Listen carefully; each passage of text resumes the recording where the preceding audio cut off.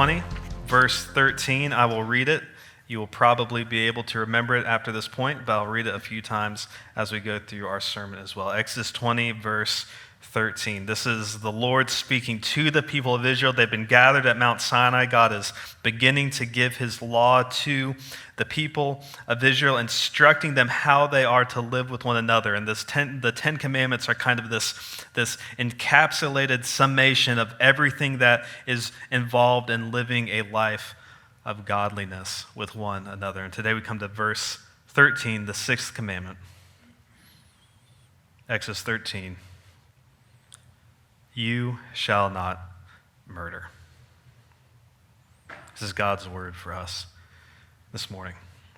There's a man named John Vincent Damon who was an American expatriate living in Australia.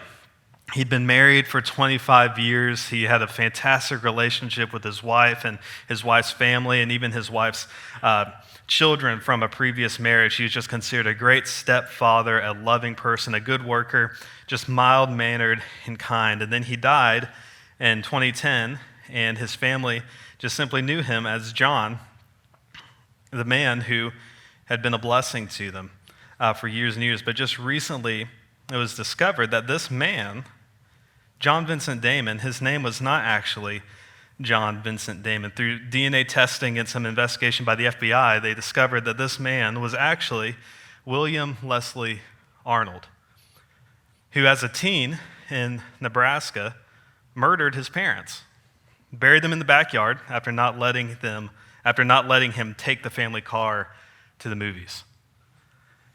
16 years old, was caught a few weeks later, spent 10 years in prison, and then escaped with another prisoner. The other prisoner was caught shortly thereafter, but Arnold disappeared, wasn't seen again for 50 years until DNA testing came along and they were finally able to track him down. And so this family now is working through the situation where they're saying, everything I thought I knew about this person is a lie. Family knew nothing about it, had no idea anything about who this man was, nothing about his life. They just knew that he'd grown up in America. He told them that he was an orphan, and then that he had decided to move to Australia, but he had lived a completely different life. And there's just something kind of terrifying about that, right? You know, I mean, there's just like, you read that and it just kind of draws you in instantly. Just all these questions are coming up. And then, you know, the thing we need to think, I'm not warning you guys or anything, but what if someone sitting next to you was a murderer?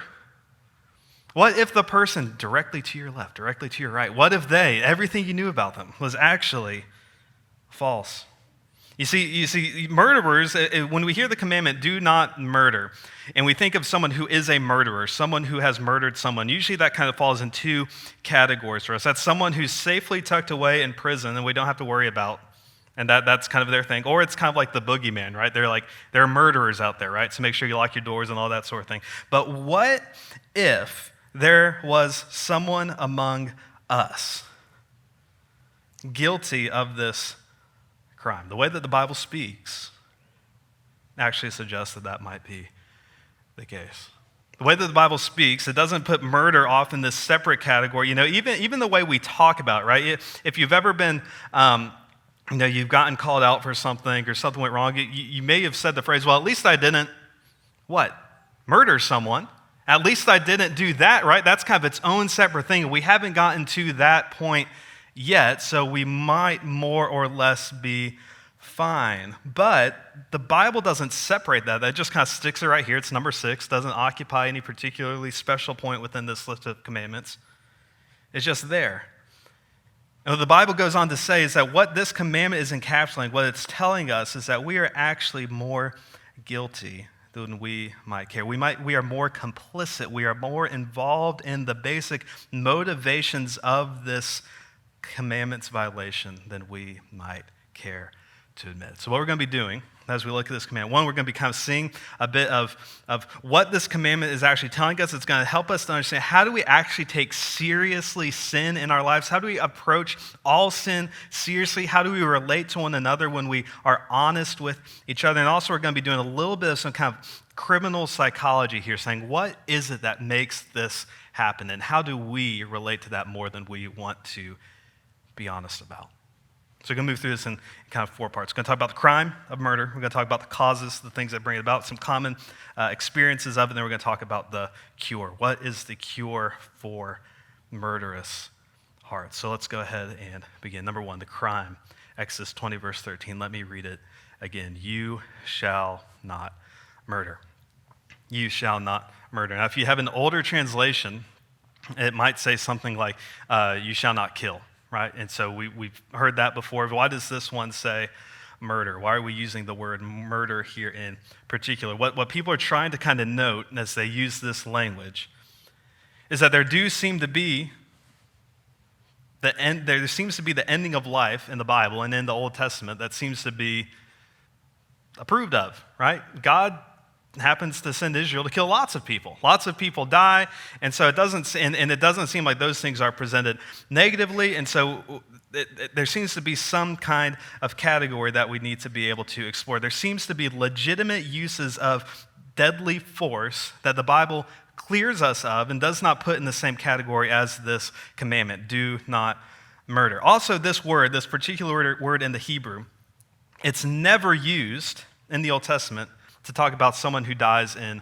war. It's only used one time to talk about someone who is executed. This particular word is never used to describe soldiers going off to battle. It's almost always used in personal conflict. 2 people come up against one another, or something happens, and either by intent or by accident, someone ends up dead. Someone ends up dead. So this word murder here, it's kind of this broad term. It's trying to give some sense. It doesn't cover everything that's contained within a person, a human being dying, but does give us a general idea that the thing that's being exhorted against here is the destruction of human life. The destruction of human life, either by intent, by neglect, by some other disregard. The destruction of life by intent, neglect, or other disregard. Now the question we need to ask, why is murder wrong? Painfully obvious, right? It feels kind of obvious, right? Like, you don't really get asked that question too often. There might be other commandments in here that we have to do more explaining about, like, why does God care about carved images, or why does he care about taking his name in vain? Do not murder. This is a very short commandment. It doesn't have any explanation attached to it. Do not murder. And all of us say, I think I can get on board with that. I think I can agree with other people that we should not murder. But the question I want to ask, we know it seems obvious to us, but why? Why does that seem so obvious that other human lives should not be ended? And what does Christianity kind of say distinctly about this crime? Why does Christianity in particular enshrine it in the 10 Commandments and say this is a big deal? 2 things. 2 basic categories I want us to think about. What is the issue with ending a human life? First, number 1, it disregards God. It disregards God. The first thing we learn about God in the Bible is that he is a creator. Genesis 1, verse 1, in the beginning, God created the heavens and the earth. And then the next chapter is just God speaking things into existence, him creating all things just by the power of his speech brings life. He can just say, be fruitful and multiply. And then the world is swarming with bugs and herbs and plants and animals and fish and everything. Just by his speech, he creates all things. He gives life to mankind. It tells us in Genesis chapter 2, it says that there was no one to tend to the ground, and then the Lord formed mankind of dust from the ground and breathed into his nostrils the breath of life. And the man became a living creature. Every breath that we have within us is ultimately from the breath of God. When God breathed into the first man, he imparted something to us of himself. That same God who spoke all things into existence breathed into humanity and created life. The culmination of the creation week in Genesis chapter 1. He's moving through, everything's being created in this particular special order. Everything has its particular place. And the final creation, the crown jewel of God's creation is mankind that is made in his image. God is the one who makes life. God is the one who gives life. And God is the only one who has the authority to make life or to bring it to an end. This is something that God claims for himself. He says, I alone have this authority. Deuteronomy 32, verse 39. See now that I, even I am he. There is no God beside me. I kill and I make alive. I wound and I heal, and there is none that can deliver out of my hand. God is the one who has authority over all things because he is the one who made all things. And to murder, to end a human life, is to take that authority for yourself. It's to step in and say, I am the one who has authority to bring this person to an end. I am the one who deserves to make this call. So first and foremost, murder, even though it is the ending of another human being's life, it's actually not first and foremost a sin against another human being. It's first a sin against God because you have exalted yourself to a place where you are making that judgment call. You are deciding that you are going to end life. So it disregards God. Second, it devalues others. Ending a human life is, in a sense, cheapening it, treating it as something that can be discarded like a piece of old plastic or dirty dish rag. Listen how God speaks. So this is the God that we've seen making everything, speaking everything into existence. Then he pauses in Genesis 1, verse 26. Instead of just saying, let there be man, it's almost as if God takes counsel with himself. It says, let us make man in our image, after our likeness, and let them have dominion over the fish of the sea, and over the birds of the heavens, and over the livestock, and over all the earth, and over every creeping thing that creeps on the earth. So God created man in his own image. That is a title that only human beings have. We alone are the image of God. In the image of God, he created him. Male and female, he created them.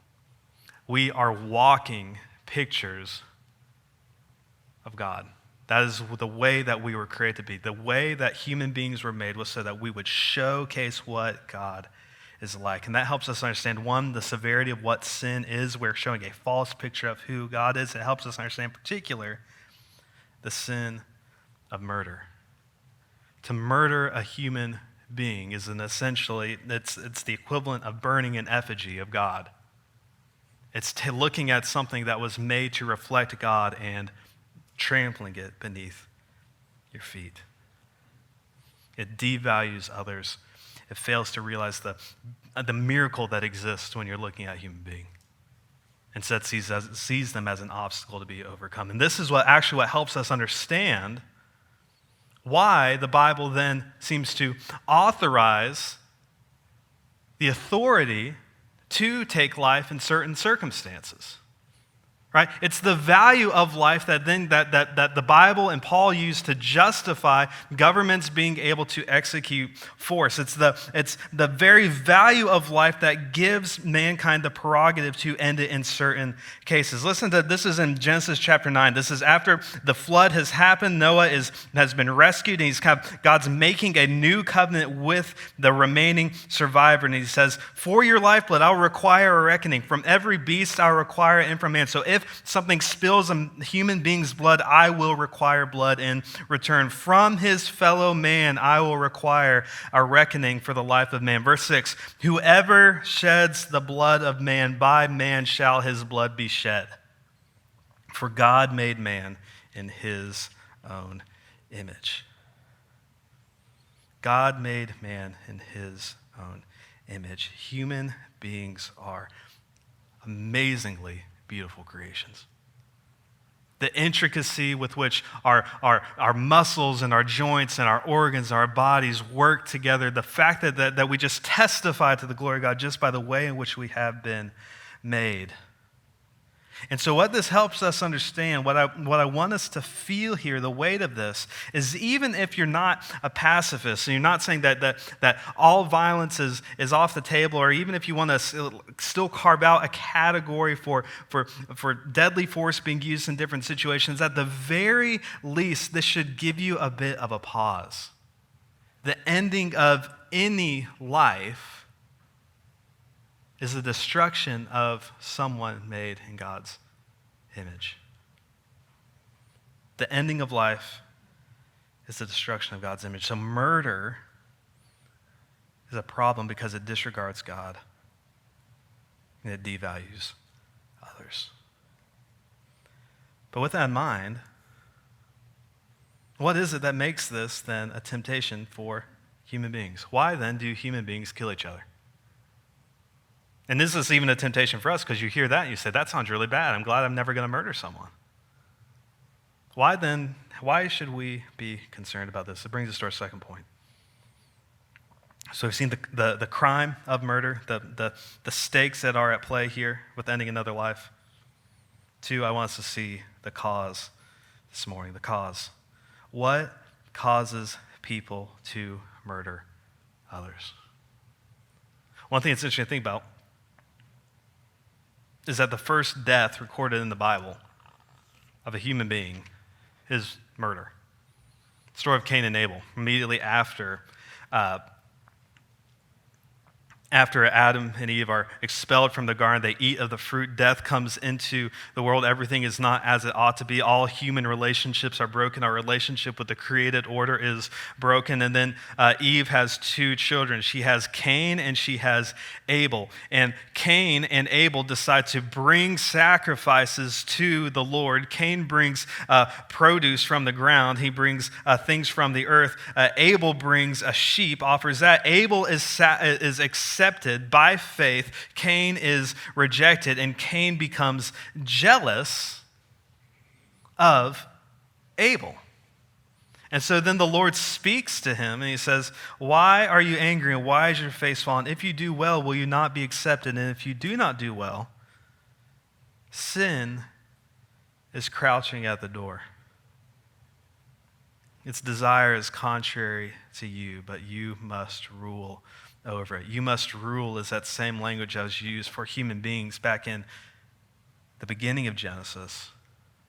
They're supposed to have dominion over the earth. Now we don't even have dominion over our own passions.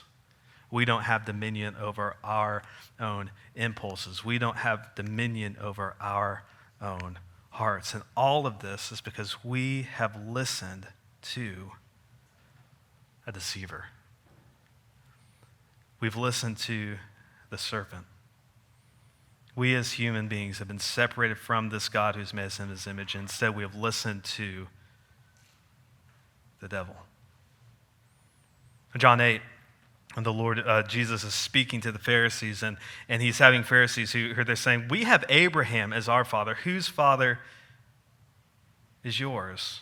And then he responds with this. He says, you are of your father, the devil. That's a good insult, right? You are of your father, the devil. And your will is to do your father's desires. He was a murderer from the beginning and does not stand in the truth because there is no truth in him.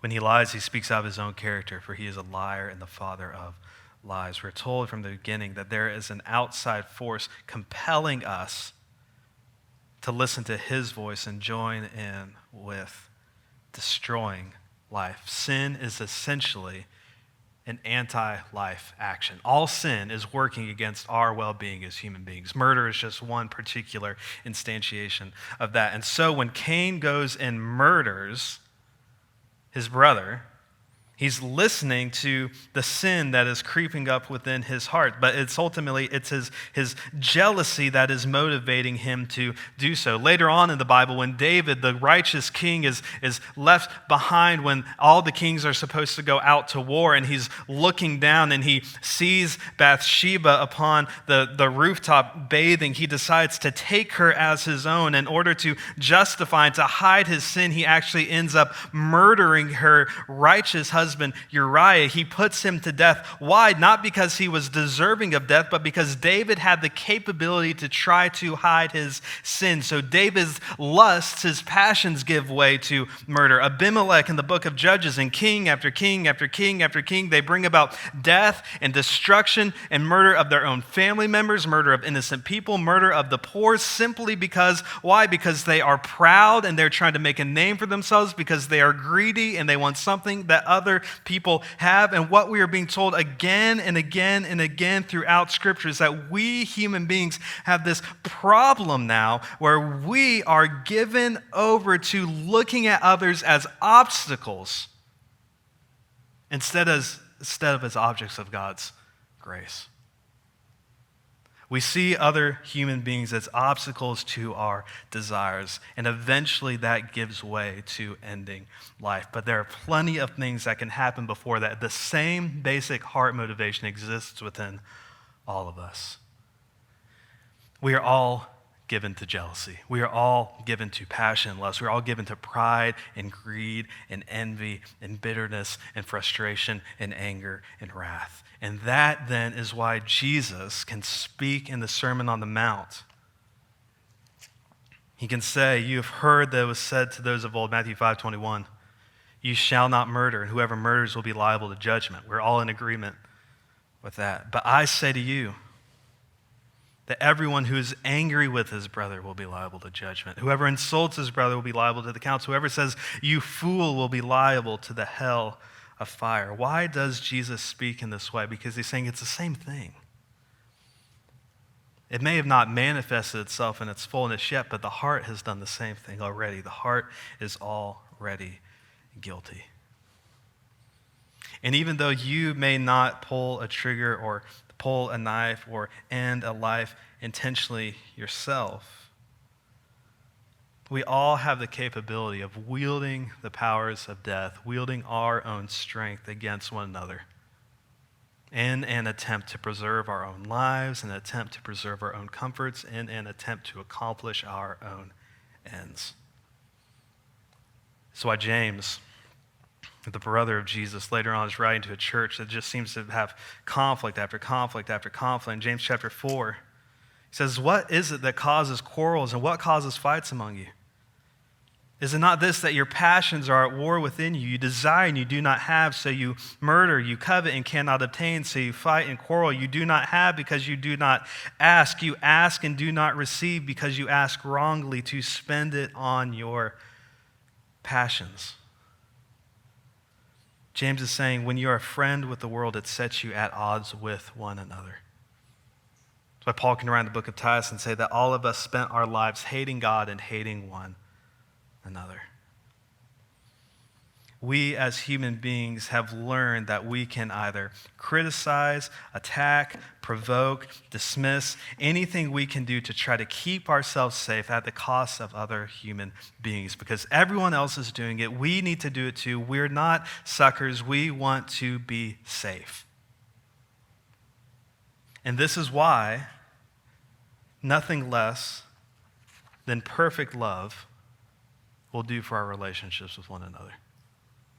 Anything less than perfection in love and care and compassion, a willingness to die for one another, that's why nothing less than that will do, because anything less than that has this tinge of hatred within it, this tinge of being opposed to one another, this tinge of seeking our own well-being at the expense of another human being. We all share in this much more than we care to admit. And we all ought to give thought to what that means for us. What is ultimately the cause of these crimes?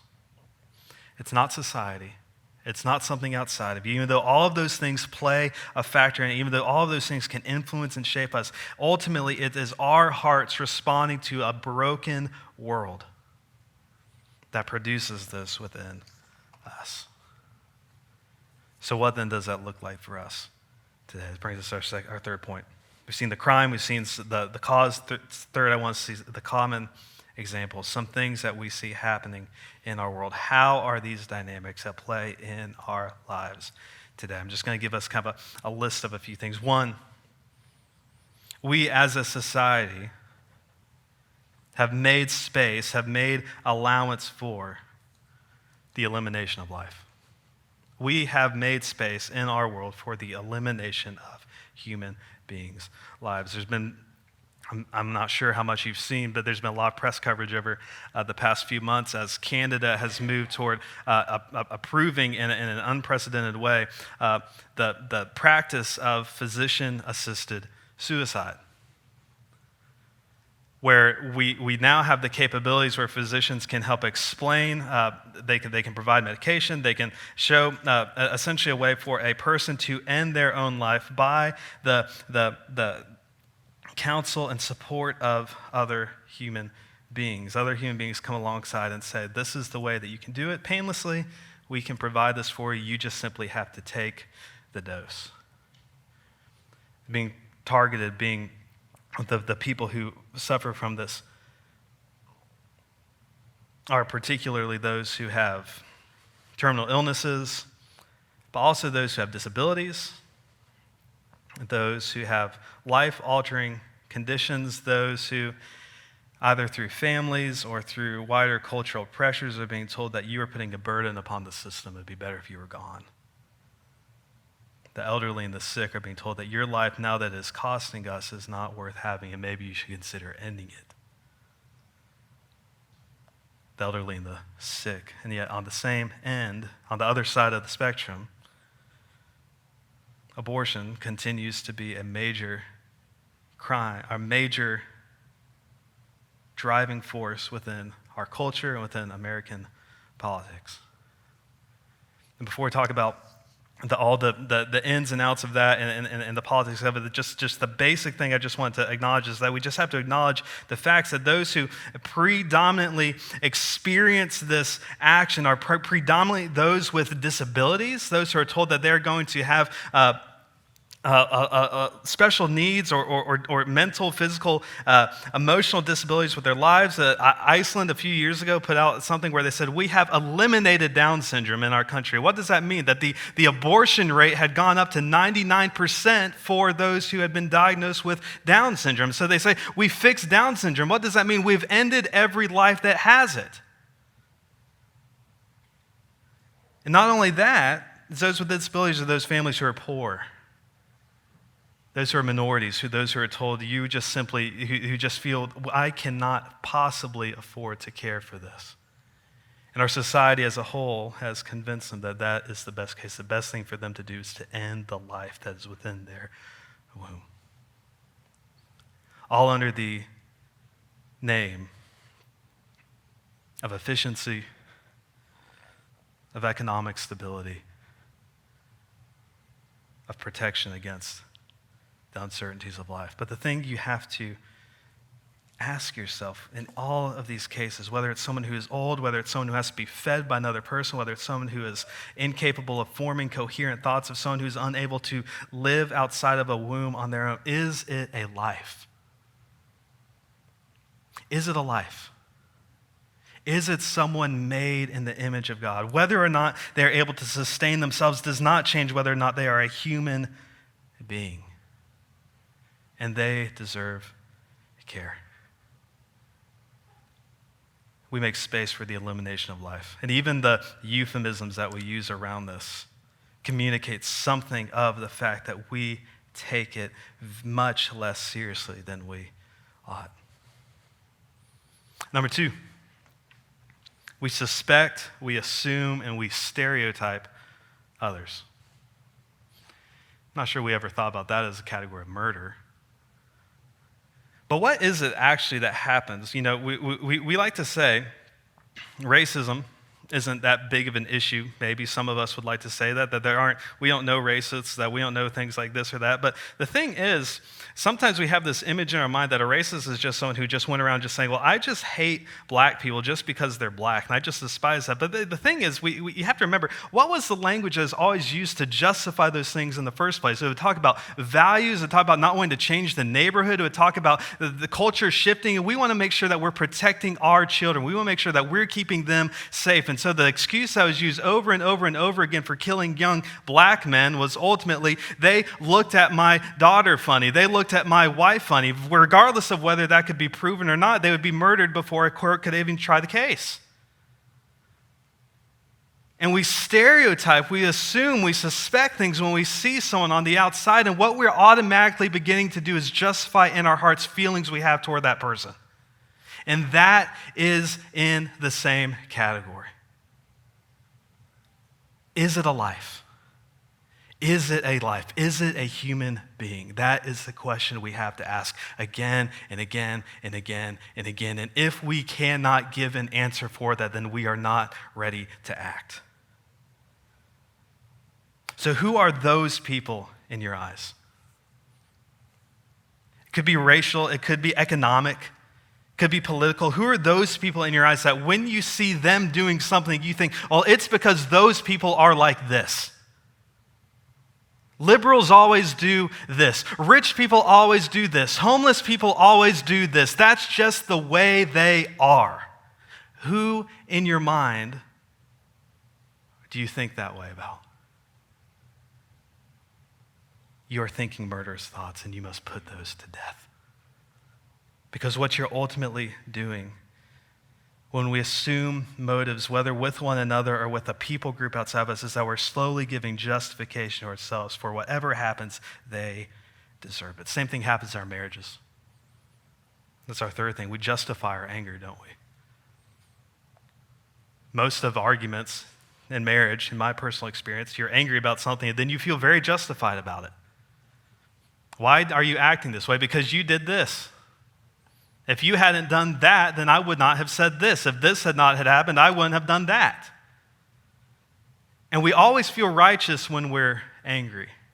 We always feel convinced. And if we do this over and over and over again in our marriages, it breaks it. If we do it over and over and over again by gossiping about others because we know the true motive and we're going to make sure other people know it too, and so we want to bring them into it. Or if we just hold on to bitterness and someone has legitimately hurt us in the past, but now we define that person by that one sin and everything they are is that one thing, and we're just bitter and it just rots our hearts. What are we ultimately doing? We're making space in ourselves for hatred and malice and pain to set in. And that will boil over somewhere. So we make space for the elimination of life. We suspect, assume, stereotype others. We justify our own anger. And four, we just desensitize ourselves. We just love the salacious. We love the sensational. We love the extreme and the bombastic and the surprising. Even that opening illustration. Right? You're like, wow, 25 years married, no one even knew he was a murderer, right? Something just pulls us toward that. A movie isn't interesting anymore unless someone dies, right? But what happens when we live in a world in which we're just exposed constantly? We can just hold up one of these and just read horrible story after horrible story, horrible story.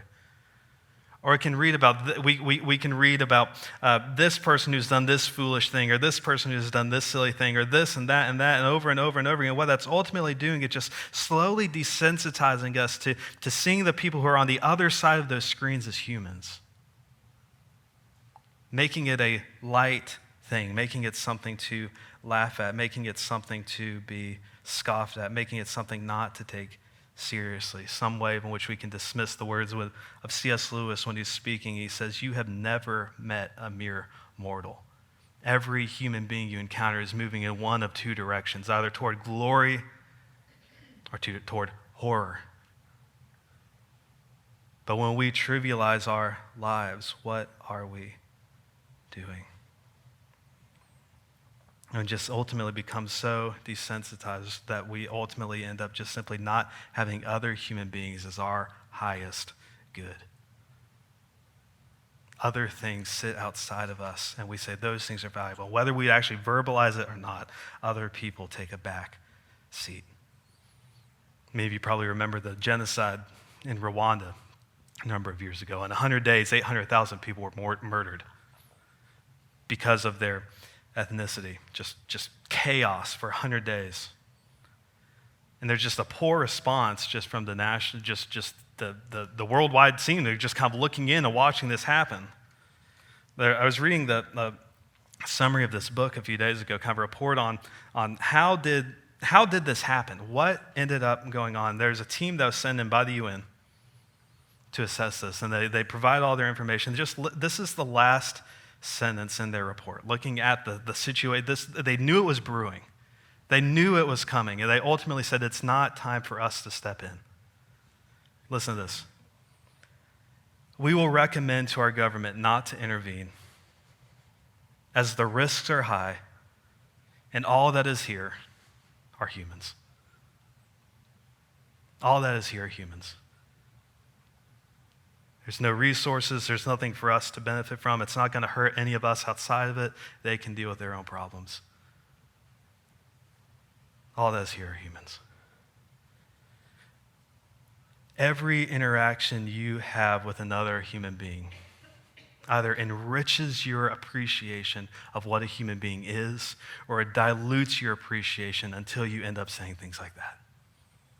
Every interaction you have, whether that's with your spouse, whether that's with your kids, whether that's with your neighbor, your coworkers, your family, every interaction you have is moving you in one of those directions. You're either enriching your love of what God has made, or you're diluting it, weakening it, softening it. And our responsibility then is to steward it well. To be people who love life because God has made it. So what do? We've seen three things. We've seen the crime, the causes, the common experiences. Number 4, how can we strengthen our resolve for life? This is the cure. First, we simply meditate upon the nature of God. Think about who God has shown himself to be. He spoke all things into existence. He dwells in unapproachable glory. There's only goodness and beauty and life within him. And think of what that means. If that's true of God, what does it mean to be made in his image? What does it mean for us to share in that, to look at that and say, God, when you made us as human beings, we were actually created to showcase that, to be a picture of that to the rest of the world. You actually made me. My life has that kind of value to it. You care about that. You care about me and all my intricacies and my details. You designed me to exist in this way. And then give thought, consider the mercy that's been exercised on your behalf because of all that potential you have, all of that way in which you're created in the image of God, all of those details of your life, you've actually used those against God. You have used those against other people. You have sought to protect yourself. You have sought to advance your own passions. You have sought to do something other than God, give God glory in every part of your life. And God has exercised mercy towards you, redeeming you, rescuing you, bringing you back through the blood of Christ so that the image of God within you could be restored, so that one day when God makes all things new, you exist in perfection, in beauty, in life, in glory, and you can know God fully. You can look upon him and see him as he is. And that then should lead you to repent of your sin for what it really is. We must be honest. When we sin, we do not simply make mistakes. We don't just screw up. We don't just kind of stumble. We hurt other humans. We hurt one another. We damage God's reputation. We injure the image of God. We must honestly acknowledge that for what it is, because that is exactly what God did in putting Jesus upon the cross. Jesus' punishment was not over the top for our sin. Jesus bearing our wrath, it was not like God kind of went overkill so that we would have some space here so that we could mess up more. Jesus paid the right and fitting punishment. That is what we deserved. And if we cannot acknowledge that, then we cannot truly repent. But if we want life, we must do so. And then we must live in light of that repentance. We must make a point to forgive and to reconcile with one another. We must make a point to seek out ways to fix the damage we have done with each other. We need to make ourselves students of forgiveness.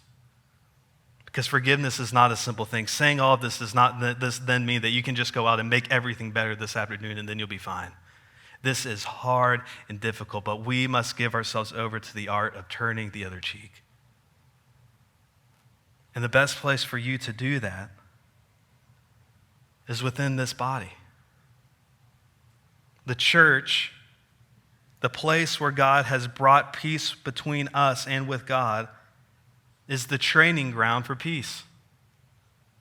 It's the place where we learn how to forgive because we're around each other, we're in each other's lives, and we irritate each other, we bother each other, we do wrong things against each other, we step on each other's toes. And the church, if we actually believe that this person across from me, because of their profession of faith, that they will be in eternity forever, then we should be able to learn how to forgive them now. And if we cannot learn how to forgive one another here, then what hope do we have to forgive out there? But if we can actually give ourselves toward a life with one another, we can actually learn what Jesus means. Blessed are the peacemakers, for they shall be sons of God. And then we welcome those who can give nothing in return. One of the gifts that we have in this church are those who have limitations, restrictions, disabilities, restraints. That is a gift to us. And carving out space for hospitality, for service, for loving them, cultivates within us an ability to love others. It gives us space to value life for what life is, then, and to see the beauty of God's creation in this world. Give yourself over to welcoming those who can give nothing in return. But how is all of this possible? How is it that we can begin to do these things? That we can meditate upon the nature of God, that we can consider the mercy that's been given to us, that we can actually repent, that we can forgive and reconcile. How is any of this possible? By looking at Jesus. In Jesus, we behold the glory of God. In Jesus, the Word was made flesh, and we can see His glory. We can see everything that the Father is when He declares that He is full of steadfast love and mercy and compassion and grace and glory. We can look on Jesus and see that, and then we can see also what a human being truly was made to be. Jesus is more human than any of us truly are. Jesus is the pinnacle of what humanity was created, and that perfect Jesus, that perfect human, that glorified Son of God, He Himself was murdered.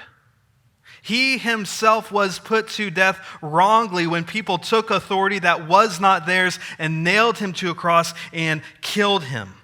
And Jesus' blood was spilled, but Hebrews actually goes on and says that Jesus' blood, it speaks a better word than the blood of Abel. Because what does the blood of Abel declare? It declares that Cain is guilty. But the blood of Jesus declares that we are forgiven. Jesus died that we might be made new, and that we then might be freed from the power of sin in our lives, that we might have our hearts renewed, that we might learn how to forgive one another as we consider the forgiveness given to us if we believe in Him. And then He frees us from the fear of death. The only way to truly love someone else is to open yourself up to being hurt. A life without pain in it is a life without love. But in Jesus, we have been freed from death because we know death has been defeated. And no one can take our lives from us, for they're in God. So would you look on Jesus? Would you consider the gift that He has given you? Would you consider not only the life that you have now, but the life that's available to you in the life to come?